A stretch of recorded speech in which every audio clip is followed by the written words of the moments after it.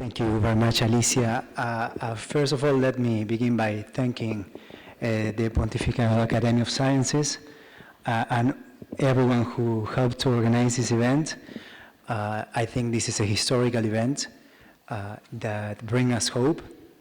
Also, let me thank Kristalina. Thank you for such a thoughtful speech. And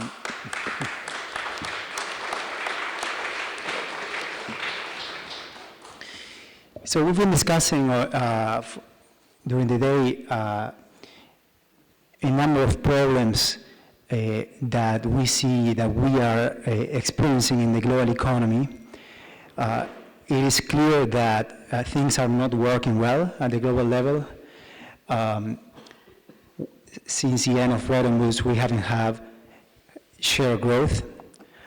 Inequality within countries has been increasing, and that has been, of course, leading to mounting social tensions and political tensions as well. We have a system of rules that deters innovation, and therefore it undermines the creation of supply capacity.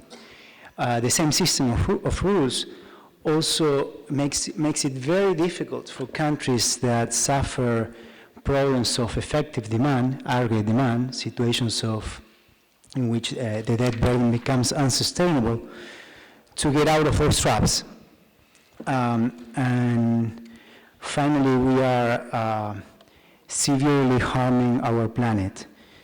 And it is clear that there has to be a change. The rules of the global economy have to be rewritten. This of course, has to do with the problem of imbalance of power and an unhealthy use of power. What I want to do today is to focus on one particular aspect that touched me very close, which is the problem of the international financial architecture for the resolution of sovereign debt crisis.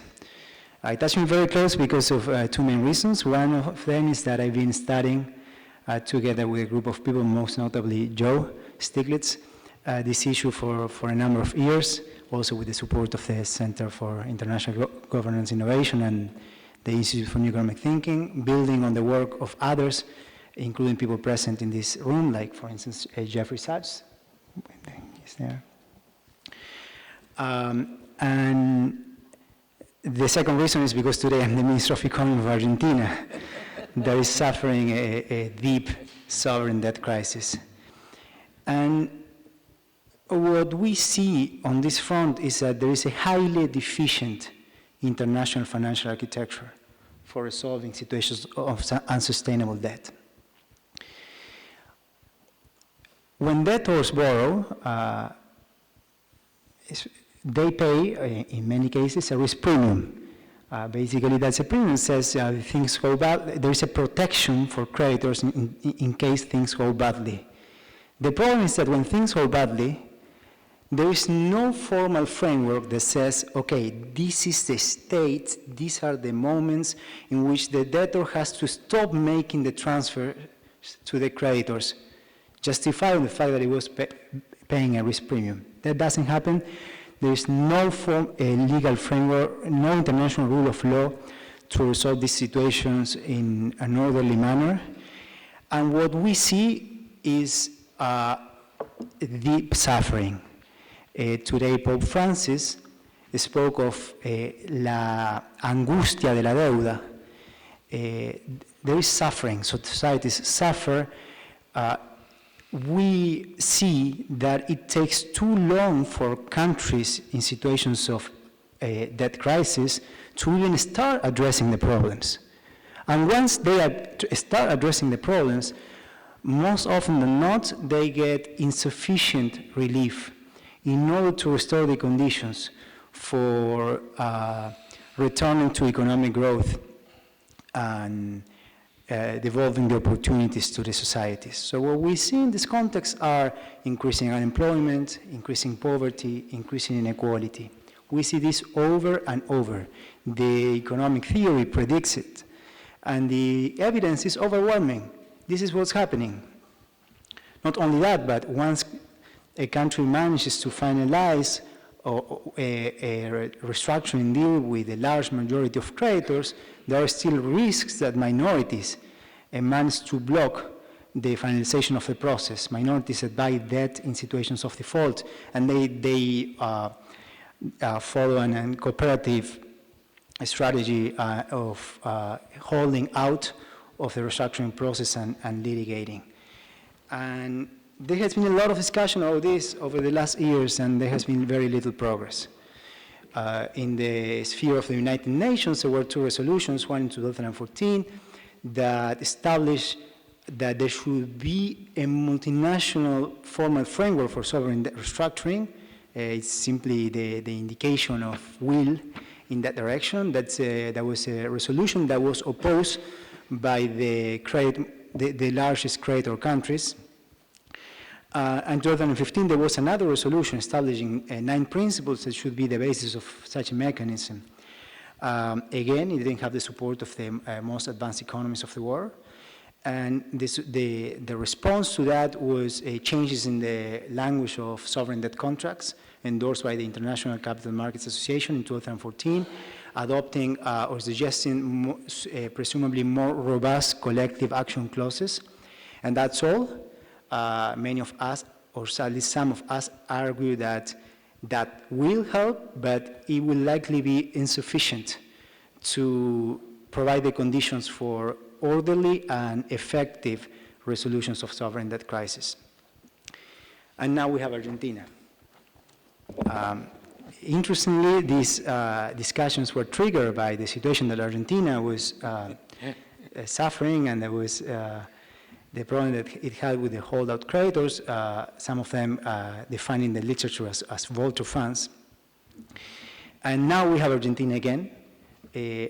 Very quick, the country recovered access to international financial markets in April 2016. It lasted for 2 years. It was very quick, based on a very optimistic expectation of there will be increases in FDI, foreign direct investment, after changing the rules of the game and the rules of the economy. There was rapid borrowing, and 2 years later, markets said, okay, this is over. We don't believe in this country anymore, and now the country has a deep crisis. All social indicators have been getting worse, all economic indicators as well.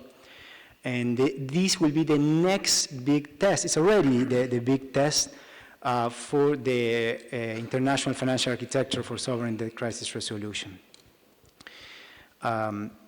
President Alberto Fernandez gave me the responsibility to basically design and implement macroeconomic policies, and as part of that, debt policies to resolve the crisis. And what we've been doing, I want to describe the way we thought about these issues. It's interesting because we had been thinking for years how we would approach such a situation given the complexities of the current international landscape, and now we are putting this in practice. So the main premise here is that doing fiscal austerity to serve debt in a situation of unsustainable debt doesn't work.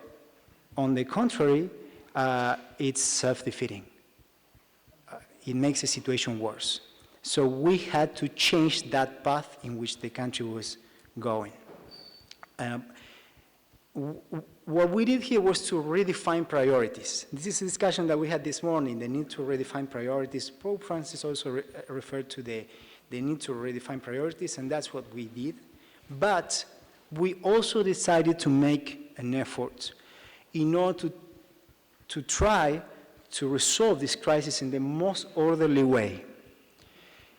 We did not want to do spending austerity in that situation, but we decided to allocate some of our very scarce foreign reserves to service interest payments, but we cannot do that for too long. We don't, otherwise that would lead to a depletion of the foreign reserves of the central bank. We basically wanted to give every stakeholder the chance to sit onto the table and to work together to resolve this constructively, avoiding a lose-lose situation. And we've been respecting the times of the process, and we are giving steps, step after step, trying to do this orderly, trying to restore sustainability on the basis of good faith.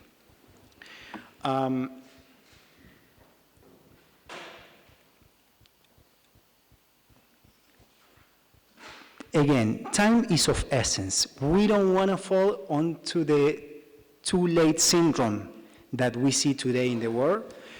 So that's why we were very clear about the fact that we need to resolve this quickly. And we even published a schedule. We are doing this in a very transparent way, and we publish a schedule that shows that there is a date. We have to resolve this. What is very interesting is that, of course, markets are not used to this, because this is not the way things are done, but the way things are done doesn't work. So we have to do something different here. So the feedback that we get is that this is a very tight schedule, but this is not a matter of organizational issues. This is a matter of economic reality. It is the very harsh economic reality and social reality which makes the schedule that tight. Okay? And this is something in which we need to create more and more understanding on among the different stakeholders if we are to avoid what is common in these kind of cases. Of course, the IMF is part of this big picture. We need a comprehensive solution to this problem. The IMF is a large creditor of Argentina now. And the good news on this front is that, in my view, we've been having very constructive discussions with the IMF. In every meeting, I sense that there is an increase in the mutual understanding and that there is progress. And I hope we can continue working constructively to avoid outcomes of the past. And again, for us, there is not a worse outcome than the destabilizing austerity in times of recession. We're not using now fiscal revenues to pay the debt. We're paying with foreign reserves, but as I said, time is limited.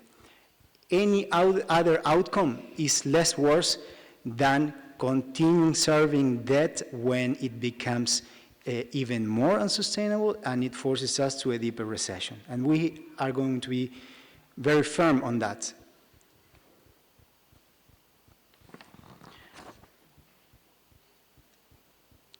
So, there has been a deep emphasis today on the need for new rules for the global economies, rules that work for the people and not just for the elites that write those rules. We will have to do this within the current rules. There is no time to change the rules in 2 months. And there has been also discussion today about the situation of Latin America.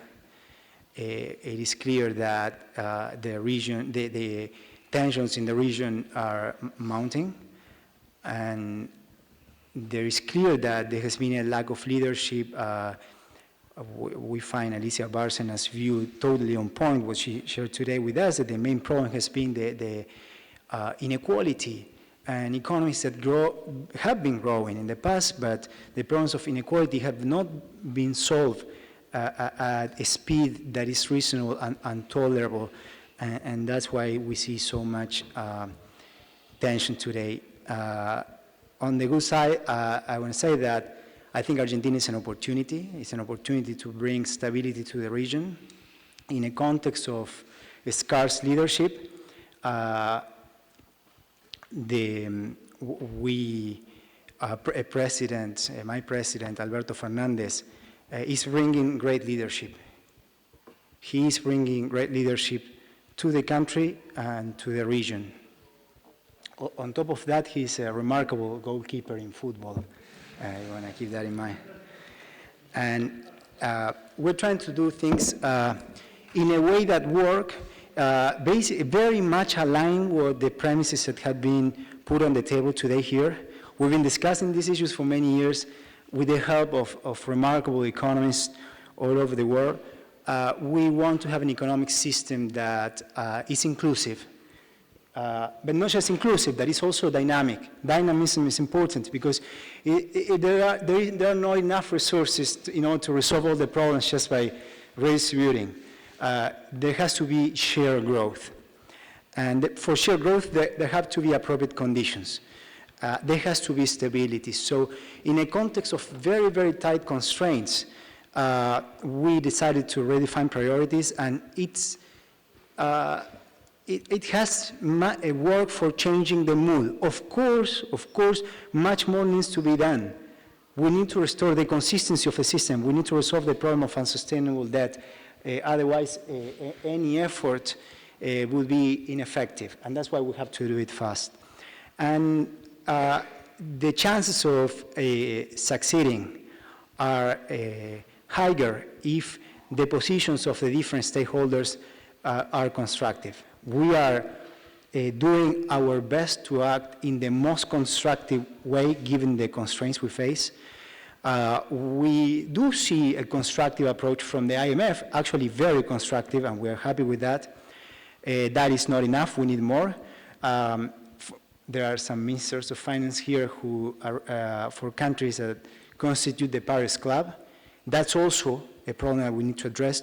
Argentina is going to pay 9% interest rate on debt from 2020 to 2021 with the Paris Club, and that is just not only unsustainable, but it marks a very bad anchor for the rest of the restructuring. It is definitely not pari passu with what we are intending to do.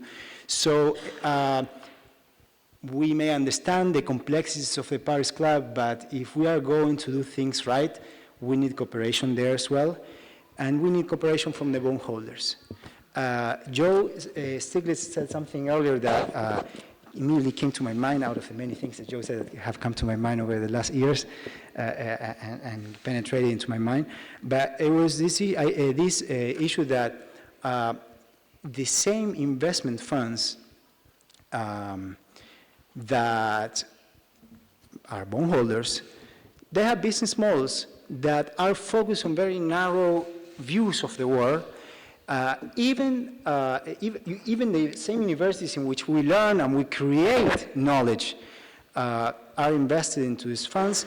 And then when we enter into situations of unsustainable debt, what we see is a divergence of narratives, of languages, of mind frameworks and frameworks of analysis in general. And that makes communication sometimes not as constructive as it should be. So I hope we can also educate the world. This is why I think this kind of meeting is so useful, so helpful for the world, and it's historical.